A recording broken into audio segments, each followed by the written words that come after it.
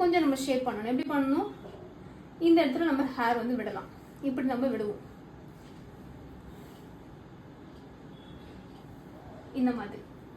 So இப்படி நம்ம விட்டுட்டு பண்ணும்போது அவங்களோட ஃபேஸ் வந்து என்ன ஆகுது பாருங்க, பாதியாக அவங்களுக்கு கட் ஆகுது. கரெக்டா? இப்போ இது ஒரு டைப் இல்லையா அவங்களுக்கு. இப்போ ஒரு சிலருக்கு என்ன இருக்குன்னா, அதாவது நெத்தி வந்து சின்னதாக இருக்கும், ஆனால் அந்த சின் வந்து பார்த்தீங்கன்னா பெருசாக இருக்கும். அப்போ அவங்களுக்கு எப்படி பண்ணணும் அப்படின்னா, நெத்திலிருந்து விட முடியாது இல்லையா, ஆனால் ஆல்ரெடி சின்ன நெத்தி அவங்களுக்கு இருக்கு. இங்கேருந்து நீங்கள் சின்னதாக விட்டீங்கன்னா இன்னும் அவங்க நெத்தி வந்து சின்னதாயிடும் இல்லையா. அப்போ நீங்கள் என்ன பண்ணணும் அப்படின்னா, அவங்க சின்ன ஏரியாவில் இருக்கிற ஹேர் இருக்கு இல்லையா, இங்கேருந்து நீங்கள் ஹேர் விடணும்.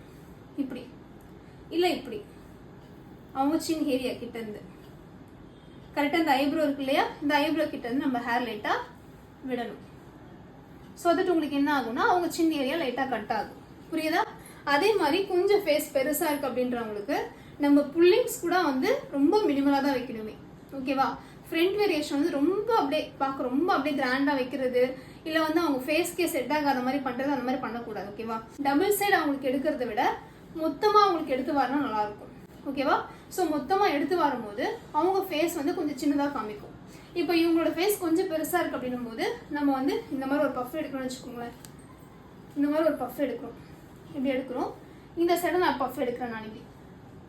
ஸோ எடுக்கும்போது என்ன பண்ணுது தெரியுதா உங்களுக்கு? ஃபேஸ் வந்து இன்னும் கொஞ்சம் பெருசாக தெரியுது. ஸோ இப்படி பண்ணக்கூடாது நீங்கள். இப்போ பிரைட் வந்து எனக்கு அப்படிதான் கேட்குறாங்க, நம்ம முகூர்த்தம்னா அப்படிதான் கேட்பாங்க. அப்போ நீங்கள் என்ன பண்ணலாம்? பஃப்பை வந்து சட்டிலாக கொண்டு போகலாம்.